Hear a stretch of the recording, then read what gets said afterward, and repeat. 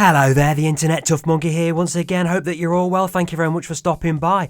Okay, I have another lap time challenge for you, and this time we're at the spectacular Monza circuit in the glorious Ferrari 330 P4 from 1967. Absolutely wonderful car this is. I really do enjoy driving these classic and vintage race cars. The low grip nature of the tyres, wrestling them around the corner, being precise on the throttle and brakes. It is a challenge to all the best drivers. And of course, with this being a single make race event, we've all got a level playing field to see who really is the best. Spoiler alert, it's not me. But let's see what we can do to get you and me a gold medal on this event. I've not got any assist on except ABS set to low, that is it. We've got a 147.5 to beat to get that gold medal, so let's hit the track and see what we can do. We're going to go through each corner step by step, and then I'll replay the lap afterwards without me talking through it. Obviously nothing to do down the start finish straight except get your gear changes right and then spot your braking into the Variante del Rettifilo chicane at the end of this start finish straight. We're going to be standing on the brakes around about the 200 metre board as late as you possibly can, because you can gain tenths of seconds here. Turn in, get over that orange sausage curb there, but avoid the orange sausage curb on the left hand side here. It will push you out wide towards the gravel. Feed the power back on delicately. The back end is going to want to squirm, especially if you haven't got traction control on. Do nothing except get your gear changes spot on through this corner.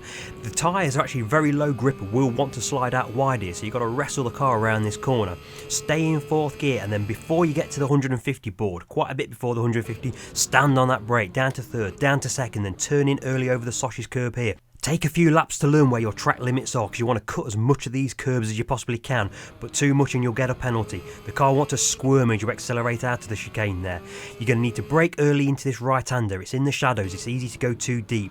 And don't get back on the throttle too early, because the car will want to push out towards the gravel trap on the left-hand side. Feed the power back on, stay in third gear through that corner. Again, we've got another early turn in with this right-hander coming up here. Drop to second, turn in, and then back up to third. Don't get on the power too early, because your car wants to push wide onto that gravel trap. Accelerate smoothly out of that corner, go up through the gearbox and head towards the Variante Escari. A critical corner coming up here.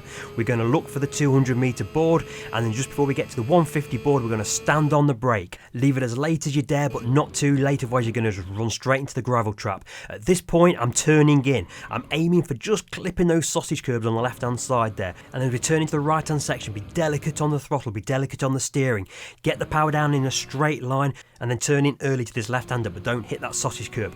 Don't run out wide on the right hand side there. You'll get a penalty if you run out too deep. And that's pretty much it. You've done all the hard work now. There's not much left to do in Monza. Oh yeah, there is this final corner, and my god do I get this wrong so many times. We're looking for the 150 board. Just after the 150 board, stand on the brake, drop it down to third, turn in early, and then you've got to balance the car so delicately. Balance it on the throttle, balance it on the steering, but don't put full throttle down until you've opened up the steering. If your lock's still on, the back end will want to step out.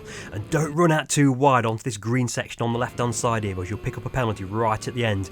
And then straight line it to the finish line, and there you go. That's a 146.649, well under the gold level standard as I record this right now. Okay, so let's play that lap through again without me talking through it.